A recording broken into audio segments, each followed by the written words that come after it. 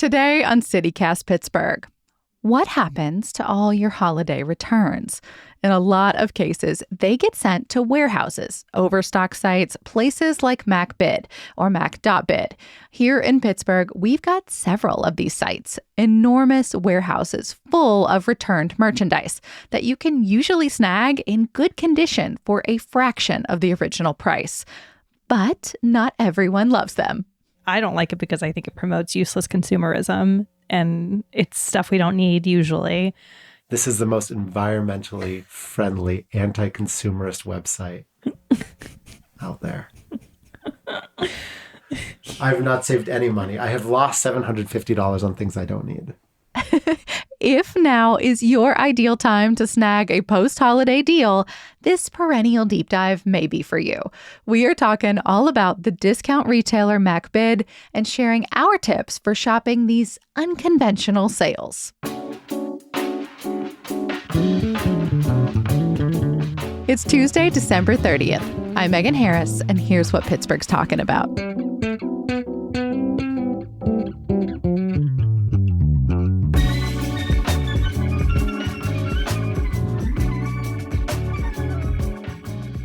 I'm with CityCast producer Elizabeth Kama, here with another true Elizabeth special. This is incredible. Hi, Megan. You're so excited. You're here to tell us about something that has brought you tremendous joy like nothing else this last month. Yes, a deal, or more accurately, many deals. There's this business called Mac.bid that has a series of warehouses in Pittsburgh full of beautiful, sometimes high-end, discounted stuff. It is so much stuff. I have been looking at this website for a while. I am so excited you finally dug into it. Yes. And it's not just like affordable. It's like a downright steal, like a show-stopping $2,000 bed frame going for just $61, a $750 vacuum for $2, power tools, fine art. And then you bid on it to buy it at like a fraction of what you would have to pay retail. You heard friend of the pod, Mary Lee Williams, and her husband, Armin Sammy, talking about it in the intro. Yeah, more like arguing about it, but yeah. You and I feel like have been talking about this. I mean, really our whole team for a while now. Let's tell the people, what is this business? What is Mac.bid? So this is where it gets really interesting. Mac.bid is a liquidator. Yeah, it's not like a true store. No. They basically when companies produce too much stuff, not all of it sells, some of it sells and then it gets returned. Liquidators like Mac.bid basically pay for some of this stuff at like a huge discount and then put it up for auction. So even if you only pay like $2 for that $700 vacuum or whatever, they are making a profit. Which tracks. Like there are a lot of liquidators I feel like a lot of us are really used to, like a TJ Maxx, a Marshalls, a Ross, even some of the like dollar bin ones where it's like, yeah, there's still tags on it. You can tell that it's brand new. Yeah, TJ Maxx is a great example of this from like an overstock perspective. Like when designers make too much of something, they give it to TJ Maxx to sell. But Mac.bid isn't buying overstock. They are buying people's returned products. Oh, it's all return. I don't think I realized that. Yeah, it's all something that someone bought, said, not for me, and returned. I think this whole trend of like buying liquidated items is so interesting. And apparently it's a huge trend. The National Retail Federation talked about this to Marketplace. That's a show you can usually hear on NPR. They said in 2022, Americans returned about $800 billion worth of merchandise in that 1 year alone. Can you just imagine like how much stuff that is and like what the process, like the logistical process of getting the returns back must be? Like it's so wasteful. It's so costly. When I first read that, I was like, no, they must mean million. No, billion with a B. $800 billion on returns just in a single year. And so they end up in places like Mac.bid. So like, if I buy a door from Home Depot and I don't like it, so I return it, then maybe Home Depot sells them my door because it's not worth it to them, I guess, always to resell it. Yeah, but like on a way bigger scale. They aren't just buying like your door. They're buying like all of the people's doors. Like truckloads of pallets of different kinds of return products at like a huge discount. Then they flip that for a profit. And from the reporting I've seen, liquidators are popping up across the country as a business model. Mac.bid is just our local version of this larger business trend.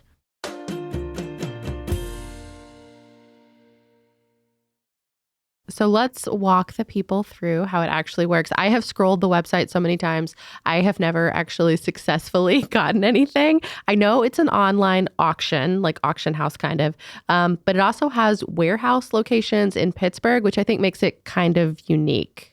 Yeah, so it has locations in Robinson, Butler, Monroeville, and Pittsburgh Mills Mall. But it's not like a normal store where you can like go in, pick up an item, go to the register, check out, make weird small talk. These warehouses serve as like a place for folks to inspect the items before they bid for them online.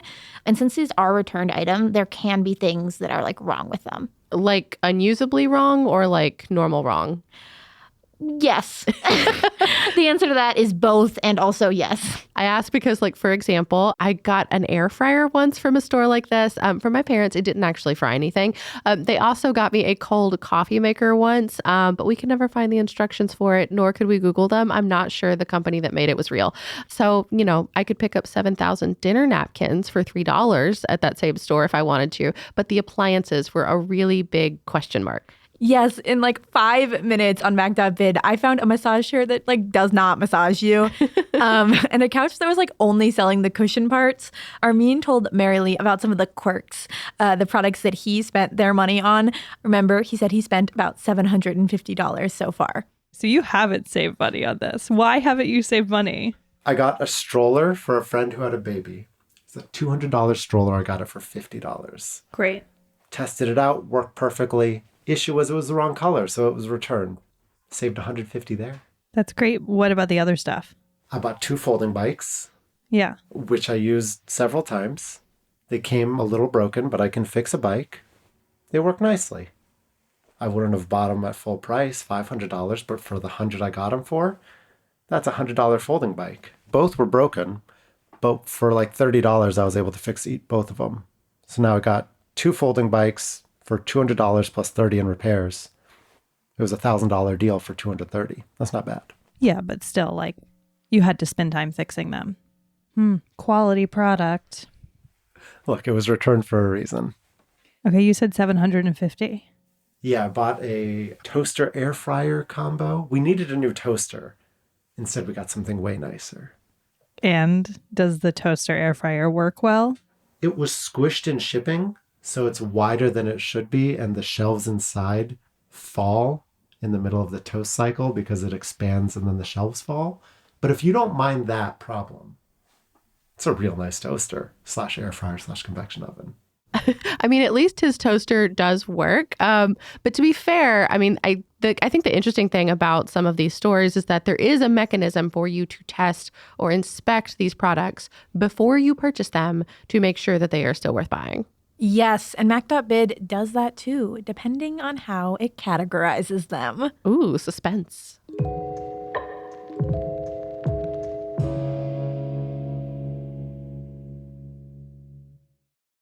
So depending on how Mac.bid categorizes its products, customers can actually make sure that they're good before purchasing them. So categories, walk me through them. So it classifies items into 3 categories. The first is like new, which is like exactly what it sounds like. The second is an open box, which means the return was opened. They aren't sure if it was damaged. They don't really know. Open box.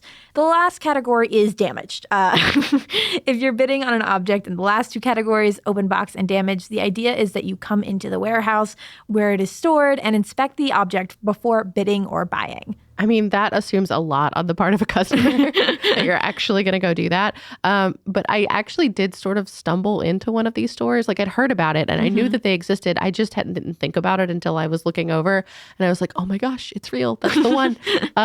It was the one in Butler. And I went inside and talked to the worker there. They were getting people scanned into the app and directing them to their objects. Like you couldn't go past a certain point unless you like had the app and were doing the thing. But it was kind of weird, like a lot of things in boxes. The space itself was very cavernous. The vibes were very chaotic. But it was so busy. Like there were people coming in and out of there at a fast clip. Like it was kind of hard to have like a conversation with this person. And the parking lot was packed. Like this was a very old like shopping center, not in its prime at all. But people were coming in and out of there constantly and like actively loading things in and out of their cars. I was shocked at how busy it was. The Mac.bid effect. Apparently. I love how Armin described it.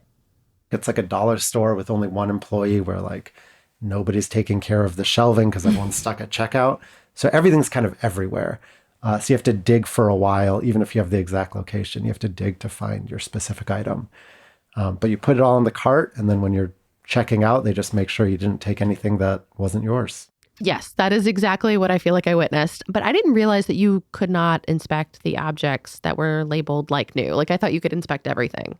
Yeah, so like they don't do refunds for their damaged Shocking. or open box items because they have this inspection thing, but you can get a full refund if you buy an item that is categorized as like new and it is damaged. You just have to flag it before you leave the store when you pick it up.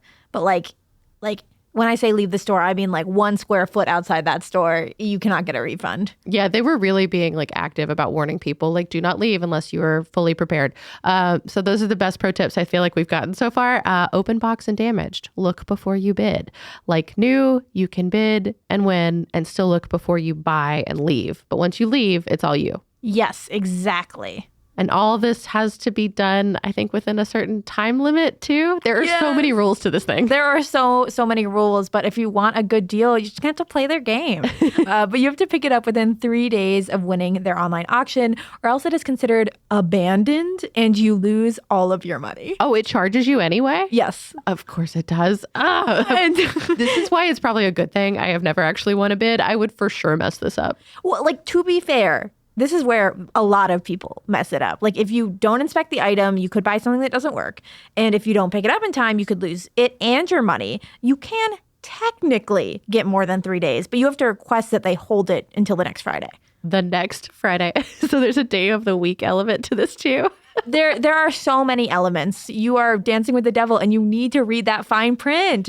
Because if you bid on an item further than you're willing to drive to, you will have to pay to get it either transferred to a closer store, or if it's a smaller item, you can pay to get it mailed. Some items, they will transfer for you. They list it on the individual product. Yeah, I've seen that before. But like as a rule, you do have to pay for that. And they don't say how much that would cost. But some of the complaints I saw in the Better Business Bureau implied that those were pretty steep costs. I can imagine. I mean, a store like this it probably has like a lot of complaints lodged against it, against people who like got confused or have been tripped up by all of this fine print. I identify with that. Yeah, totally. It is not the most clear how this works. And to be fair, the whole gamified bidding element, like it's addictive. Like just the so fun. scrolling and like trying to find treasures. It's all categorized. I know. It's like you get your adrenaline racing, bid on something that you like don't inspect. You don't have the time the next 3 days, or like you don't have, whatever to make the hike out to get it. Like, yeah, I mean, as good as these deals are, I guess you have to be careful and also like just watch yourself on the website. It's like not the greatest user experience. Yeah. I don't know. What's the best one that you personally have seen? Like something that you would legitimately like to buy? I am moving soon, and so I just keep on being tempted by all these things like I have to buy anyway, and I think would make my life easier. Like I have to buy a vacuum, so why not buy a Roomba that's 80% off? The normal thousands it costs, or a $9 memory foam mattress. Like those things are expensive, and I'm buying them anyway. So I am just like, that is a little devil on my shoulder telling me to buy it. And if I can buy nicer versions than like what I can afford normally for less money, like, of course I'm going to do it. I have been hella tempted by the baby stuff in particular because that stuff's so expensive and you need it for like 4 months. So then you're done. Yeah, I can imagine. But to be fair, neither of us has actually completed a purchase. No, this is why we had to turn to Mary Lee and Armin to share their expertise with us. How do you identify what is a good item to bid on? Like, what are your pro tips there? If somebody's new to Mac.bid. So don't look for a specific brand or a very specific item. But if you just want, say, a toaster, then you can search on Mac.bid for toasters in general, and you'll find something that fits the bill, if you're not picky about what kind of toaster you end up with. If you want a very specific brand, a specific model, probably Mac.bid isn't going to make you happy. So would you recommend Mac.bid? I love it. Even if you're not going to win an item, just go on and like see the prices And it's not like the other scam websites where they say it's $1, but it's actually like you end up losing money. Like these are real items that people returned, and you can get really high quality things for 80-90% off. In my opinion is I don't see a point in it, but I do get to use the combination toaster, convection, air fry, whatever our thing does. So I am reaping the benefits of Mac.bid, even if I don't support your love of them. I just love their dynamic there. So given all of the risks and possible rewards, Elizabeth, what do you think? Are you still going to try? Are you going to keep scrolling? Are you going to find the deal of your life? Heck yeah. Like a deal is a deal is a deal is a deal. And I have this in my blood. Happy bidding. Thank you. I'll need it. That is all for today here on CityCast Pittsburgh and all for 2025. We will be back on Friday with our guide to January to get you up and going in the new year. I hope you have a safe and wonderful new year, and I can't wait to talk to you again in 2026. Thank you all so much for listening, for being CityCast Pittsburgh neighbors, and for telling people that we exist. We love it so much, and we love talking to you every day. We'll see you on the other side.